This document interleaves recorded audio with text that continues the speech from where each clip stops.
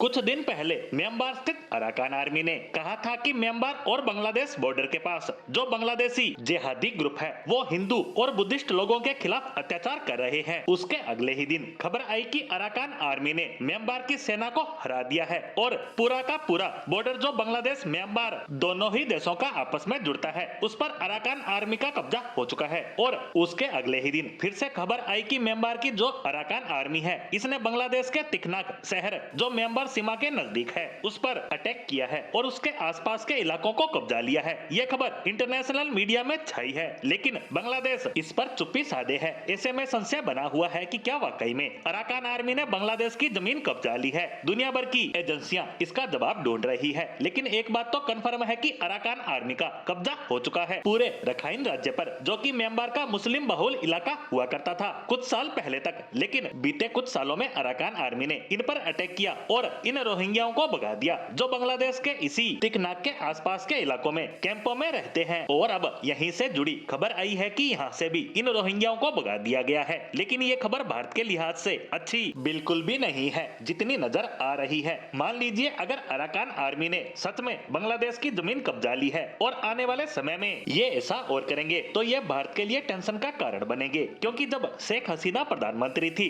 तब उन्होंने कहा था कि अमेरिका बांग्लादेश म्यांमार का एक हिस्सा तोड़कर एक नया देश बनाना चाहता है और मैंने अमेरिका का ये ऑफर ठुकरा दिया। और उसी का परिणाम आप सब बांग्लादेश की राजनीति में होता देख रहे हैं। वहाँ तख्ता पलट हो चुका है। लेकिन अराकान आर्मी जो हिंदुओं और बुद्धिस्ट की बात तो करती नजर आ रही है, लेकिन ये अमेरिका द्वारा सपोर्टेड है और ये म्यांमार की सेना के खिलाफ लड़ाई लड़ रही है। और इनका मकसद म्यांमार का रखाइन राज्य जो इनके कब्जे में है और बांग्लादेश का कुछ हिस्सा तोड़कर एक नया देश बनाने का है। यानी जो मोटिव अमेरिका का है वही इस अराकान आर्मी का है। यानी कि अगर सच में इन्होंने बांग्लादेश की जमीन कब्जा ली है तो ये पूरी तरह से अमेरिका की लाइन पर चल रहे हैं, जो आगे चलकर खतरनाक साबित होगी। और इस बात का सबूत ये है कि जिस दिन अराकान आर्मी ने बांग्लादेश और म्यांमार के बॉर्डर पर कब्जा कर लिया था और रखाइन राज्य से म्यांमार की सेना को भगा दिया था, उसी दिन भारत के एनएसए अजित डोभाल चीन की यात्रा पर गए थे, जहां ये इन दोनों ही देशों पर चर्चा कर रहे थे। क्योंकि अगर अमेरिका इसमें सफल रहता है तो ये चीन के लिए तो सुपर खतरनाक होने वाला है। वहीं आने वाले सालों में अमेरिका इन्हें भारत के खिलाफ भी इस्तेमाल कर सकता है, क्योंकि आज